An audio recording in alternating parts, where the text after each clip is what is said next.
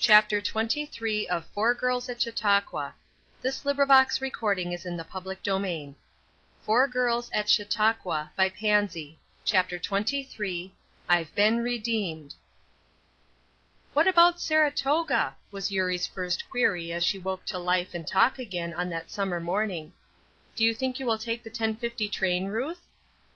Ruth gave nothing more decided than a wan smile in answer, and in her heart a wonder as to what Eurie would think of her if she could have known the way in which her night was passed. "She is more likely to stay in bed," Marion said, looking at her critically.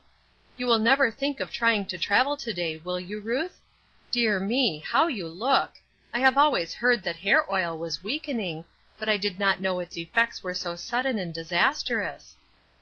And then every one of these silly girls laughed. The disaster of the night before had reached its irresistibly comic side, to them. Only Ruth shivered visibly. It was not funny to her. It was a very eventful day. She by no means relished the character of invalid that the girls seemed determined ought to be forced upon her, and at the same time she had not the least idea of going to Saratoga. Strangely enough, that desire seemed to have utterly gone from her. She had not slept at all, but she arose and dressed herself as usual, with only one feeling strong upon her, and that was a determination to carry out the decision to which she had so recently come, and she had not the least idea how to set to work to carry it out. She went with the rest to the large tent to hear Mrs. Clark's address to primary class teachers.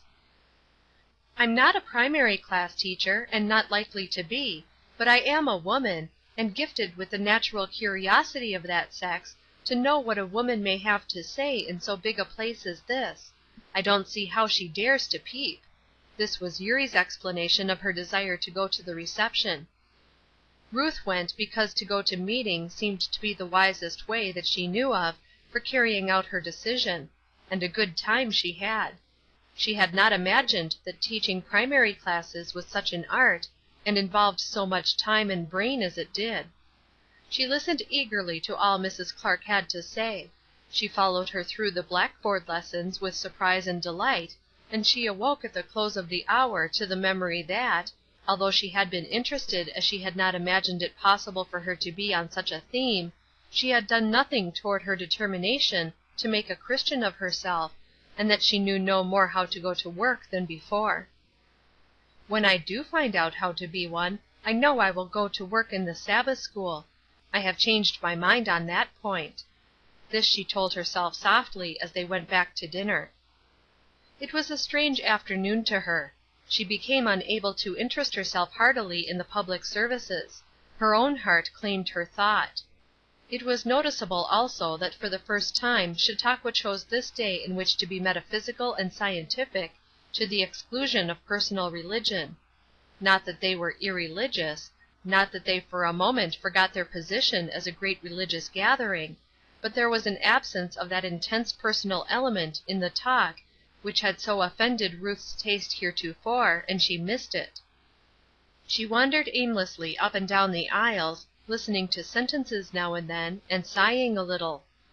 They were eloquent, they were helpful. She could imagine herself as being in a state to enjoy them heartily. But just now she wanted nothing so much as to know what to do in order to give herself a right to membership with that great religious world. Why should Chautauqua suddenly desert her now when she so much needed its help? "If I knew a single one of these Christian people I would certainly ask them what to do." This she said talking still to herself. She had come quite away from the meeting, and was down in one of the rustic seats by the lakeside. It struck her as very strange that she had not intimate acquaintance with a single Christian. She even traveled home and tried to imagine herself in conversation on this subject with some of her friends. To whom could she go? Mr. Wayne? Why, he wouldn't understand her in the least. What a strange letter that was which she wrote him! Could it be possible that it was written only yesterday? How strange that she should have suggested to him to unite with the church! How strange that she should have thought of it herself! There came a quick step behind her, and a voice said, "Good evening, Miss Erskine." She turned and tried to recall the name that belonged to the face of the young man before her. "You do not remember me?" he said inquiringly. "I was of the party who went to Jamestown on the excursion." "Oh, Mr. Flint!" she said smiling, and holding out her hand. "I beg pardon for forgetting. That seems about a month ago." "So it does to me. We live fast here. Miss Erskine, I have been looking for your party. I couldn't find them. Isn't Miss Shipley in your tent? Yes, I thought so. Well, I want to see her very much. I have something to tell her that I know will give her pleasure. Perhaps you would take a message for me. I want her to know that since last week, when she told me of her friend who had become so dear to her, I have found the truth of it.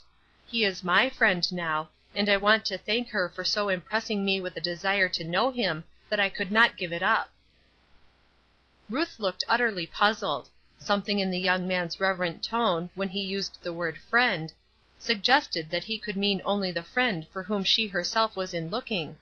And yet, Flossy Shipley! What had she to do with him? "Do you mean," she said hesitatingly, and yet eagerly, for if he indeed meant that, here was one for whom she had been looking, "do you mean that you have become a Christian?" "It is such a new experience," he said, his face flushing, "that I have hardly dared to call myself by that name. But if to be a Christian means to love the Lord Jesus Christ, and to have given one's self, body and soul, to his service, why then I am assuredly a Christian." This was it. There was no time to be lost. She had spent one night of horror, she could not endure another, and the day was drawing to its end. To be sure she felt no terror now, but the night might bring it back. "How do you do it?" she said simply. "How?" The very simplicity of the question puzzled him. "Why, I just gave myself up to his keeping. I resolved to take a new road, and follow only where he led. Miss Shipley was the one who first made me think seriously about this matter. And then I went to the service that evening, and everything that was said and sung right at me. I was just forced into the belief that I had been a fool, and I wanted to be something else." "Miss Shipley!" Ruth said, brought back by that name to the wonderment. "You are mistaken. You can not mean Flossy. She isn't a Christian at all. She never so much as thinks of such things." "Oh, you are mistaken." He said it eagerly and positively. "On the contrary, she is the most earnest and straightforward little Christian that I ever met in my life. Why, I never had anything so come to my soul as that little sentence that she said about having found a friend. I know it is the same one. I have seen her with you since, but not near enough to address. Her name is Flossy. I heard her called so that day on the boat." "Flossy!" Ruth said it again in a bewildering tone, and rising as she spoke. "I am going to find her. I want to understand this mystery. I will give her your message, Mr. Flint, but I think there is a mistake." Saying which she bade him a hasty good afternoon, for the flutter of a scarlet shawl had reached her eyes. No one but Flossy wore such a wrap as that. She wanted to see her at once, and she didn't want Mr. Charlie Flint to be along. She went forward with rapid steps to meet her, and slipping an arm within hers, they turned and went slowly back over the mossy path. "Flossy, I want you to tell me something. I have heard something so strange. I think it is not so, but you can tell me. I want to know if you think you are a Christian?" I wonder if Flossy has any idea, even now, how strangely Ruth's heart beat as she asked that simple question. It seemed to involve a great deal to her. She waited for the answer. There was no hesitation and no indecision about Flossy's answer. Her cheeks took a pink tint, but her voice was clear. "I know I am, Ruth. I do not even have to speak with hesitancy. I am so sure that Christ is my friend, and I grow so much surer of it every day, that I cannot doubt it any more than I can doubt that I am walking down this path with you." And then again Ruth's astonishment was in part lost in that absorbing question, "How did you get to be one?" "It is a simple little story," Flossy said, and then she began at the beginning and told her little bit of experience, fresh in her heart, dating only a few days back, and full to the brim with peace and gladness to her. "But I don't see," Ruth said, perplexed. "I don't find out what to do. I want to be told how to do it, and none of you tell me. You seem to have just resolved about it, and not done anything. I have gone so far myself. Such a night as last night was, Flossy! Oh, you can never imagine it." And then she told her story, as much of it as could be told. Of the horror and the thick darkness that had enveloped her she could only hint. What an eager flash there was in Flossy's bright eyes as she listened. "When you said that," she began eagerly, as Ruth paused, "when you said, 'I will do it,' what then? Did you feel just as you did before?" "No," Ruth said, "not at all. The night had gone by that time. As I looked about me I realized that it was daylight, and I fancied that my feelings were the result of a highly excited state of nerves. But the resolve was not to be accounted for in any such way. I meant that. The horror, though, of which I had been telling you, was quite gone. It was as though there had been a fearful storm, with the constant roll of thunder, and suddenly a calm. I hadn't the least feeling of fear or dread, and I haven't had all day, but to night I may have the very same experience." "No, you will not," Flossy said, her voice aglow with feeling and with joy. "Oh, Ruthie, Ruthie, there is no night. You have got beyond it. I tell you, you have come into God's light, and isn't it blessed? You are a Christian now." "But," protested Ruth, utterly bewildered, "I do not understand you, and I don't think you understand yourself. In what way am I different from what I was yesterday? How can I be lost in God's sight one moment and accepted the next?" "Easily, oh, so easily. Don't you see? Why, if I had been coaxing you for a year to give me something, and you had steadily refused, but if suddenly you had said to me, 'Yes, I will, I have changed my mind, I will give it to you,' wouldn't there be a difference? Wouldn't I know that I was to have it? And couldn't I thank you then, and tell you how glad I was, just the same as though I had it in my hand?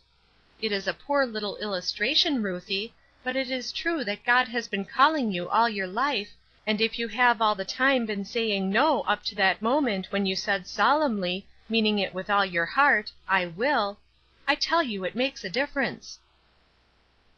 I cannot describe to you how strangely all this sounded to Ruthie.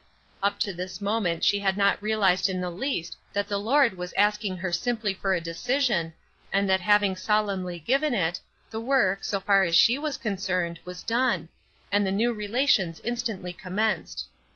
She thought it over, that sudden calming of heart, that sense of resolve, of determination, so strong and yet so quiet.